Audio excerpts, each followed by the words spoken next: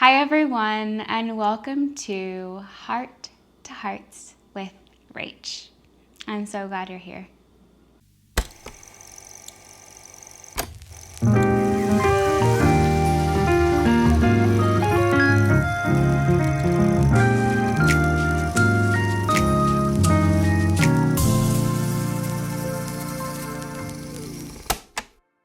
Welcome everyone to this Heart to Heart centered around navigating the holidays, specifically the holiday blues.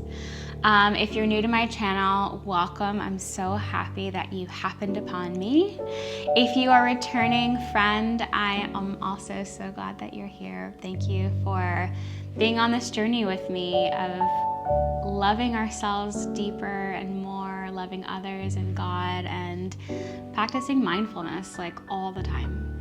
That's what we want, guys, right? Being mindful people. All right, I felt compelled to do a heart-to-heart on this topic. One, because I've been doing guided meditations this month on finding peace during the holidays, finding hope during the holidays.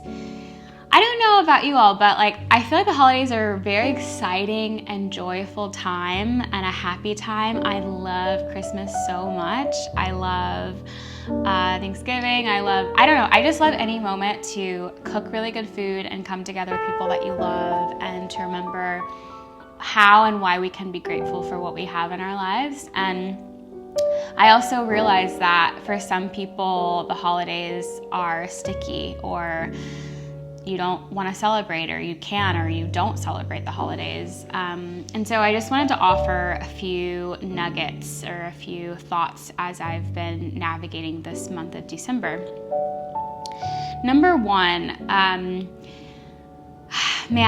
grief is a really hard but necessary thing to walk through and allow yourself to hold.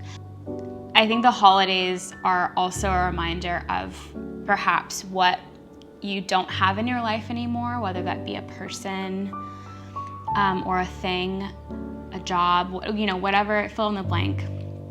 It could also be a time of grief and that deep, deep longing for something that you might be waiting for. I have a dear friend of mine, Mary Esther, who I love her so much because she's really honestly taught me how to grieve. I feel like I was really good at grieving, whatever that means.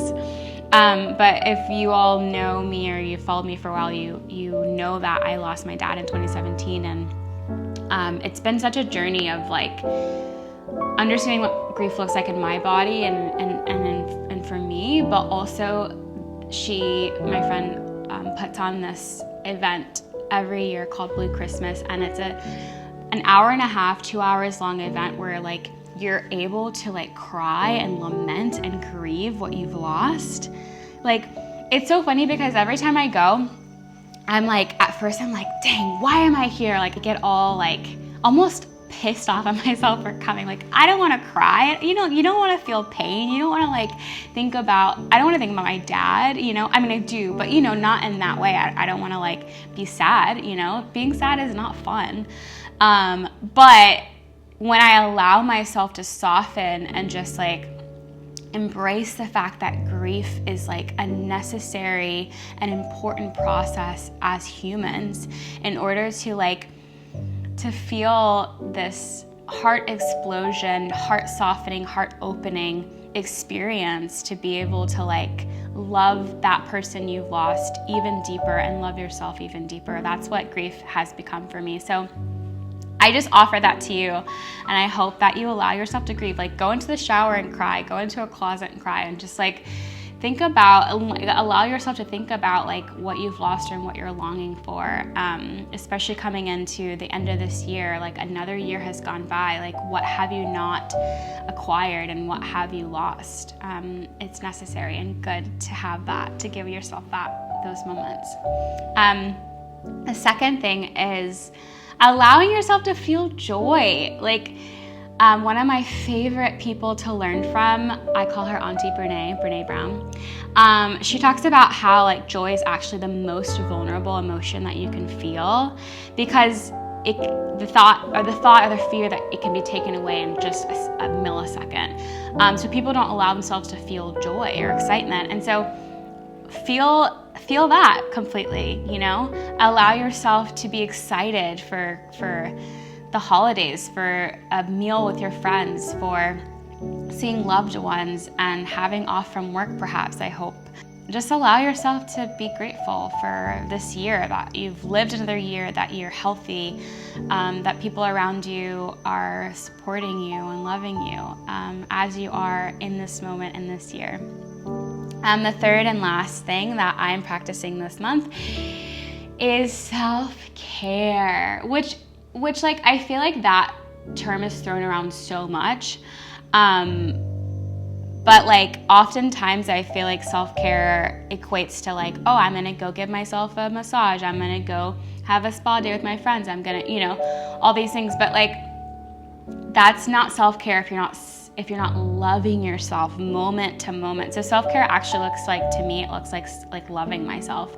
And loving myself right now looks like slowing down, taking a beat, taking a moment before I say something, before I do something, checking in with my body, with my heart rate, with my, you know, soreness of physical activity, you know, whatever, my mental, emotional capacity, my social capacity, and just loving myself enough to say, hey, is this good for you? Is this not good for you? Is this what you want? Is this not what you want? And being able to say no. Girl, listen, N-O is the most, for me right now, it's the most powerful word. God bless. Thank God for no, because boundaries are beautiful. They're just wonderful. That is really what I wanted to share with you all today. Those 3 little nuggets, those 3 mindfulness practices for this month, if you will. I hope that you've had a really wonderful year. And if you haven't, I hope that you're able to implement these practices and these rituals in the rest of this month and this year, and that you're able to feel the comfort and the love of God